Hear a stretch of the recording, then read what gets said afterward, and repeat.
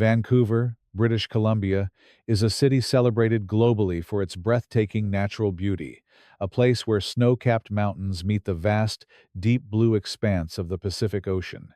It is a metropolis of immense prosperity, stunning architecture, and vibrant culture. Yet, nestled within the heart of this picturesque urban landscape, lies a neighborhood with a deeply complex, historically rich, and ultimately tragic history. This area is known as the downtown Eastside. In the late 1990s and early 2000s, a heavy, silent shadow fell over this community. Women were vanishing. They were daughters, mothers, sisters, and friends. Yet their disappearances went largely unnoticed by the broader public and the media for years. This is the story of one of the most extensive, arduous, and scientifically complex criminal investigations in the history of Canadian law enforcement. It is a profound examination of systemic vulnerabilities, the tireless pursuit of objective truth through groundbreaking forensic science, and the long, painful road to justice for the victims of a man named Robert Pickton. To truly comprehend the magnitude of this investigation and the tragedy that necessitated it, one must first understand the community from which these women were taken. The downtown east side of Vancouver has long been an area grappling with profound and compounding social challenges. Following the deinstitutionalization of mental health care in the late 20th century, and compounded by severe economic disparities, the neighborhood became a refuge for many individuals facing severe poverty, substance dependency, and housing instability. A significant number of the women who lived there engaged in survival sex work as a means to support themselves and fund their addictions. Furthermore, a deeply disproportionate number of these highly vulnerable individuals were Indigenous women, facing layers of historical, cultural, and systemic marginalization. When these women began to disappear in the early 1990s, their absences were frequently mischaracterized or entirely overlooked. Because of their transient lifestyles, lack of permanent addresses, and estrangement from their extended families, early reports of missing persons were sometimes met with administrative assumptions. Authorities often theorized that these women had simply moved to a different city, relocated to escape outstanding warrants, or temporarily moved on as was common in their lifestyle. This initial delay in recognizing the undeniable pattern of disappearances is a critical focal point for understanding how the tragedy unfolded over such an extended, devastating period. The families of the missing women, however, knew the truth. Mothers, fathers, and siblings recognized that while their loved ones lived incredibly difficult lives, they maintained contact. The sudden, absolute silence was unnatural. These families organized grassroots rallies, distributed thousands of handmade flyers across the city, and tirelessly advocated for their loved ones on street corners and in community centers. They formed a resilient, unyielding core of voices, demanding that law enforcement and the public take notice. Their enduring love and refusal to be silenced would eventually become the ultimate catalyst for a monumental shift in how missing persons cases were handled by police across the entire nation. Roughly 30 kilometers east of the dense urban environment of the downtown Eastside lies the municipality of Port Coquitlam. In stark contrast to the concrete streets of Vancouver, Port Coquitlam was characterized by a mix of quiet residential neighborhoods and sprawling agricultural properties. Among these was a large, disorganized tract of land owned by the Pickton family. Robert Pickton and his brother operated a pig farm on this property. To the outside world, and to his neighbors, Robert Pickton appeared to be a quiet, somewhat socially awkward farmer who kept to himself. The property itself was known to be notoriously cluttered, filled with rusted scrap metal, derelict vehicles, dilapidated outbuildings, and the constant, heavy scent of agriculture and livestock. However, the farm was not entirely isolated from the outside world. The brothers frequently hosted large, chaotic gatherings in a converted slaughterhouse on the property, which they registered under a non-profit charity name, the Piggy Palace Good Time Society.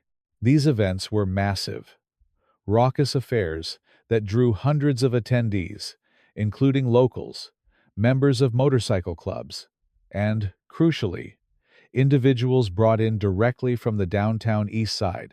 It was an environment perfectly designed to isolate the vulnerable. Once at the farm, these women were miles away from the familiarity of their neighborhood, separated from their peers, and deeply reliant on their host for transportation back to the city.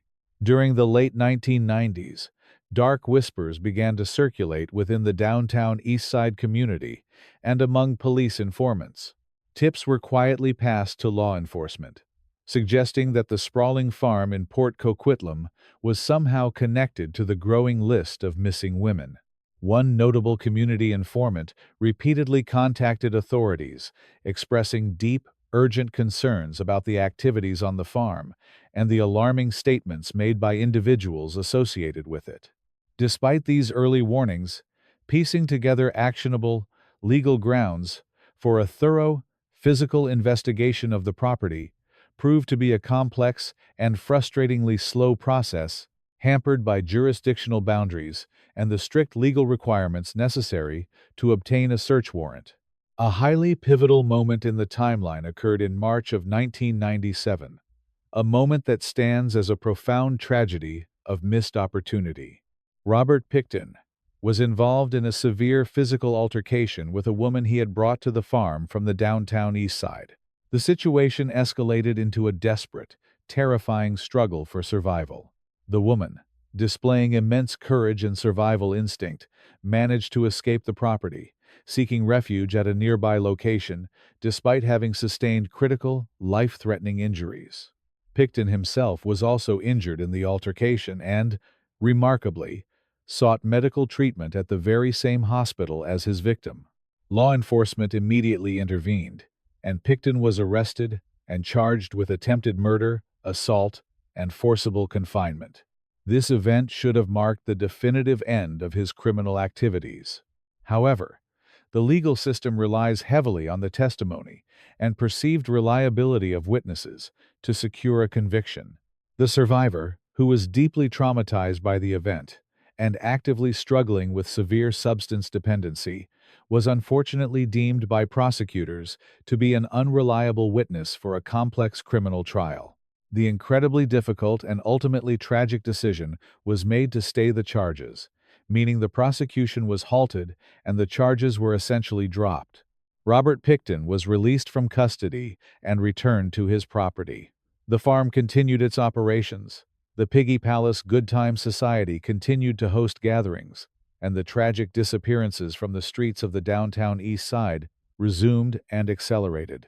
The failure to secure a conviction in 1997 later became a subject of intense public scrutiny, a painful reminder of the systemic biases that often leave the most marginalized victims without the protective shield of the legal system. As the new millennium approached, the sheer volume of missing women from Vancouver could no longer be attributed to transient lifestyles or coincidence. The list had grown from a handful of names to dozens. Public pressure mounted significantly, fueled by the relentless advocacy of the victims' families, community activists, and a growing number of investigative journalists who began to highlight the crisis. In response to this undeniable crisis, a massive joint task force was finally established, bringing together the resources and personnel of the Vancouver Police Department and the Royal Canadian Mounted Police. This unprecedented initiative was named Project Evenhanded. The task force represented a massive paradigm shift in the investigation. They implemented comprehensive data analysis, reviewing thousands of historical missing persons files, cross-referencing known associates, analyzing financial records, and re-evaluating historical tips that had previously been dismissed. The mandate of Project Evenhanded was clear and uncompromising: to find the objective truth, no matter where the evidence led, how much time it took, or how vast the required resources might be. Investigators meticulously built a timeline, focusing on the last known movements and sightings of the missing women. To support this, they undertook the massive project of collecting familial DNA, Officers traveled across the country to collect DNA samples from the parents, siblings, and children of the missing women, building a secure genetic database that would prove absolutely crucial in the years to come. The investigative trail, supported by renewed informant tips and a growing web of circumstantial evidence, increasingly and persistently pointed back to the cluttered, muddy acreage in Port Coquitlam. The ultimate breakthrough, however, did not come directly from a homicide investigation, but rather from a parallel, seemingly routine inquiry. In early February 2002, a relatively junior officer obtained a search warrant for the Pickton property based on information regarding illegal firearms. It was a standard procedure, but it was the key that finally unlocked the heavy gates of the farm. Heavily armed officers executed the warrant, securing the sprawling property to ensure the safety of the investigative team. As investigators carefully combed through the cluttered trailers, outbuildings, and accumulated debris looking for unregistered weapons, they made discoveries that immediately and permanently shifted the entire nature of their presence. During the search of Pickton's immediate living quarters, an officer found an asthma inhaler. Upon closer inspection, the prescription label bore the name of Serena Abotsway, one of the prominent women featured on the Project Evenhanded missing persons list. Shortly after this chilling discovery, investigators uncovered identification cards and personal items belonging to other missing women. The firearms search was immediately halted. The property was locked down, secured by a massive police perimeter, and the task force applied for a new, comprehensive search warrant, this time for a multi-victim homicide investigation.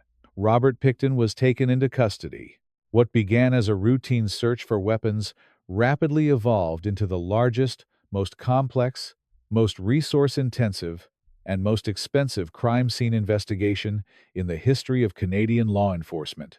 The sheer physical scale of the forensic undertaking at the Pickton farm is difficult to fully comprehend.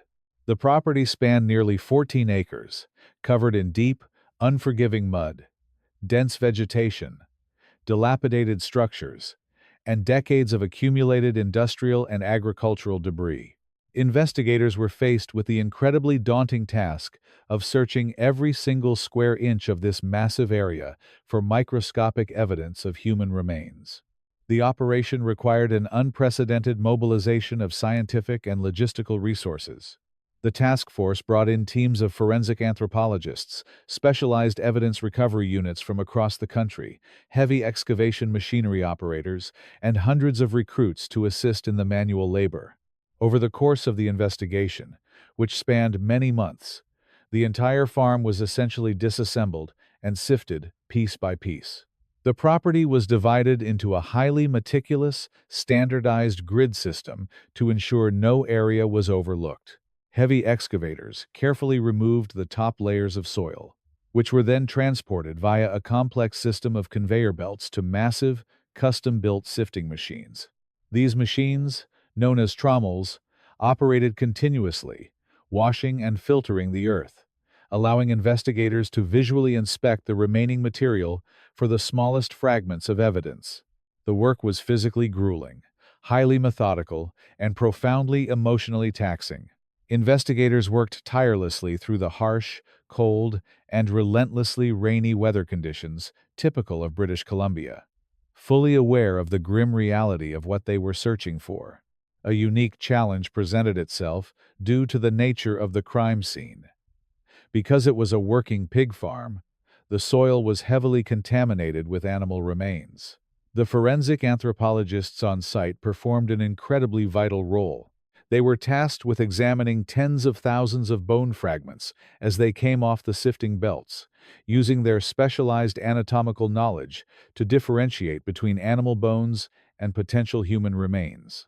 Every single fragment, identified as potentially human, every piece of torn clothing, every piece of jewelry, and every personal item had to be carefully collected, meticulously cataloged, photographed in place, and sent under strict chain of custody for advanced laboratory analysis.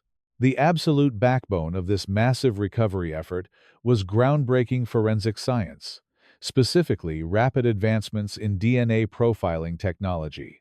In the early 2000s, DNA analysis was becoming increasingly sophisticated, allowing scientists to extract viable genetic profiles from minute, highly degraded samples that would have been useless only a decade earlier. The forensic laboratories associated with the Royal Canadian Mounted Police processed hundreds of thousands of individual exhibits recovered from the farm. They analyzed soil samples, agricultural tools, the interiors of vehicles, and the floorboards of the various buildings on the property. The process of extracting DNA from remains that had been exposed to the elements, harsh cleaning chemicals, and the highly acidic, biological environment of a working farm was a monumental scientific challenge. The forensic biologists utilized advanced polymerase chain reaction, or PCR, techniques to amplify tiny amounts of DNA, comparing both nuclear DNA, which provides a specific individual profile, and mitochondrial DNA, which traces maternal lineage. Slowly, methodically, the results began to return from the laboratories. The genetic profiles extracted from the microscopic evidence found on the farm were cross-referenced with the familial DNA database built by Project Evenhanded. One by one, definitive matches were confirmed. The scientific evidence provided irrefutable, objective proof that dozens of the missing women from the downtown Eastside had indeed been on the property, and that they had lost their lives there. This forensic triumph was a profound testament to the dedication of the scientists and the critical importance of technological advancement in the pursuit of modern criminal justice. It provided definitive, scientific answers to families who had lived in agonizing, hopeful uncertainty for years, even though the answers they received were undeniably tragic. The science spoke for those who could no longer speak for themselves. While the massive forensic excavation was underway in the mud of Port Coquitlam, another highly crucial aspect of the investigation was unfolding behind the secure walls of a holding facility. Law enforcement understood the paramount importance of securing direct, voluntary statements from Robert Pickton to solidify their case. To achieve this, they employed a highly sophisticated and psychologically complex undercover operation. Pickton was placed in a cell with an individual who appeared to be a fellow inmate, a criminal sympathetic to his situation. In reality, this cellmate was a highly trained undercover police officer. The cell was secretly equipped with state-of-the-art audio and video recording devices. The undercover officer skillfully and patiently built a rapport with Pickton, portraying himself as an experienced, hardened criminal who understood the pressures of dealing with police investigations. Over the course of their interactions, Pickton, exhibiting a chilling degree of arrogance and a fundamental, disturbing lack of empathy, began to speak openly about his actions. He detailed his methods of luring the women, his perceived superior intelligence over the police, and his ultimate tally of victims. He expressed frustration only at the fact that he had become careless, sloppy in his methods, which ultimately led to his capture. He boasted to his cellmate that he had planned to target an even 50 victims, entirely unaware that every single word, every boast, and every admission was being meticulously recorded by the authorities. These statements, obtained entirely legally under Canadian law and heavily corroborated by the mounting mountain of forensic evidence being unearthed at the farm, formed a devastating pillar of the prosecution's case. It demonstrated to the future jury not only his direct, undeniable responsibility for the crimes, but also his highly calculated intent, his awareness of his actions, and his complete and utter absence of remorse. The trial of Robert Pickton officially began in January 2007 and was, at the time, the largest legal undertaking in Canadian history. Due to the sheer, overwhelming volume of evidence and the unprecedented complexity of the case, the prosecution made a critical strategic legal decision to sever the charges. Pickton was initially tried for the murders of 6 specific women: Serena Abotsway, Mona Wilson, Andrea Josbury, Brenda Wolfe, Georgina Papin, and Marnie Frey. This decision was made because the forensic evidence linking Pickton directly to these 6 women was the absolute strongest, with their DNA found on personal items directly inside his personal residence, rather than just scattered across the wider agricultural property. Trying all charges at once would have resulted in an unmanageably long trial, risking overwhelming the jury and potentially causing a mistrial. The courtroom proceedings were intense, highly technical, and deeply emotional. The families of the victims filled the gallery every day, forced to listen to the clinical, detailed presentation of forensic evidence and the chilling undercover recordings of Pickton's cellmate confession. The prosecution laid out a meticulous, undeniable timeline, connecting the victims' disappearances from the downtown Eastside to the specific evidence recovered from the Port Coquitlam farm. They presented the expert testimonies of forensic anthropologists, DNA analysts, police investigators, and individuals who had interacted with Pickton over the years. The defense team attempted to introduce reasonable doubt, suggesting that others who frequented the chaotic gatherings at the Piggy Palace Good Time Society could have been responsible for the crimes. They argued that Pickton was merely a simple farmer who was being used as a scapegoat by more sophisticated criminals. However, the overwhelming, compounding weight of the DNA evidence, combined with Pickton's own recorded, highly specific admissions, proved entirely insurmountable. In December 2007, after months of grueling testimony and careful deliberation, the jury returned their verdict. Robert Pickton was found guilty of 6 counts of second-degree murder. The judge sentenced him to life in prison with no possibility of parole for 25 years, the absolute maximum sentence available under Canadian law for those specific charges. Following the exhaustion of all his legal appeals, the prosecution ultimately decided to stay the remaining 20 murder charges. They concluded that further, lengthy trials would not increase his sentence, as he was already serving the maximum penalty, but would force the families of the other victims to endure years of additional, agonizing trauma in the courtroom. The conviction of Robert Pickton brought a necessary measure of legal closure, but the profound, rippling impact of the case extended far beyond the walls of the courtroom. The tragedy forced a painful, necessary national reckoning in Canada regarding the systemic, institutional failures that allowed a predator to operate with impunity for so long. It cast a glaring spotlight on the deep-seated societal prejudices against sex workers, individuals struggling with severe addiction, ancestors and Indigenous communities. In direct response to relentless public demand and the advocacy of the victims' families, the provincial government established the Missing Women Commission of Inquiry, led by a highly respected former Attorney General. The commission conducted a rigorous, exhaustive review of the police investigations from the 1990s onward, seeking to understand exactly why it took years for authorities to recognize the crisis, connect the disappearances, and apprehend the perpetrator. The resulting official report was a scathing, unflinching indictment of institutional bias, poor communication between different police agencies, and a fundamental, catastrophic failure to protect the most vulnerable citizens in society. It led to sweeping recommendations and significant, permanent changes in how law enforcement agencies across the country handle missing persons cases, particularly those involving marginalized individuals. New, rigorous protocols were established to ensure rapid response times, mandated interagency cooperation, and greatly improved, respectful communication with the families of the missing. Furthermore, the public outcry surrounding the Pickton case became a major foundational catalyst for the eventual creation of the National Inquiry into Missing and Murdered Indigenous Women and Girls, a massive federal initiative aimed at addressing the systemic violence faced by Indigenous women across Canada.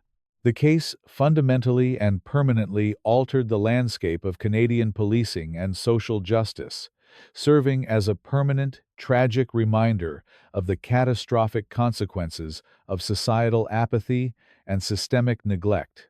In May of 2024, Robert Pickton died in a hospital after sustaining severe injuries in an assault by another inmate at the maximum security prison where he was serving his life sentence. His death marked the absolute final chapter in the life of the perpetrator. But the true legacy of this case remains, and must always remain, focused entirely on the victims. The women who lost their lives on that farm in Port Coquitlam were not merely statistics, cautionary tales, or forgotten names on a police ledger. They were individuals with complex histories, loving families, unique personalities, and unrealized potential. Their tragic deaths forced an entire society to look directly at its darkest, most ignored corners and acknowledge the inherent humanity of those it had previously cast aside. The massive, unprecedented forensic effort that finally uncovered the truth stands as a powerful monument to the principle that every single human life possesses inherent, undeniable value, and that justice, no matter how delayed, how complex, or how difficult to achieve, must be pursued with relentless, unwavering determination. The story of this investigation is a lasting testament to the enduring, fierce love of the families who never stopped searching, the dedication of the investigators and scientists who painstakingly unearthed the truth from the mud, and the ongoing, critical necessity to protect the most vulnerable members of our society. As we reflect on the monumental scale of this investigation, the groundbreaking science that solved it, and the profound systemic changes it catalyzed, we are left to ponder a vital, enduring question. Have we truly built a society where every individual, regardless of their circumstances, their struggles, or their background, is visible, valued, and fiercely protected by the law? Or do we still, in our modern world, allow the vulnerable to silently fade into the shadows?